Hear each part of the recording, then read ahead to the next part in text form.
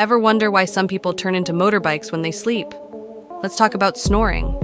Snoring is basically your throat throwing a nighttime concert, without your permission.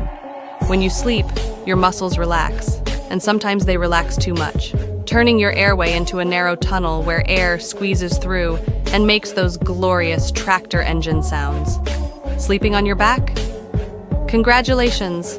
You've just given gravity a free pass to drop your tongue into your throat. Ate a heavy meal? Your body's now hosting a snore fest. Add a cold or some late-night snacks and boom, you're the headline act of Snoricella. So next time someone complains about your snoring, just say, "It's not snoring, it's nighttime jazz." Subscribe if you love your mother.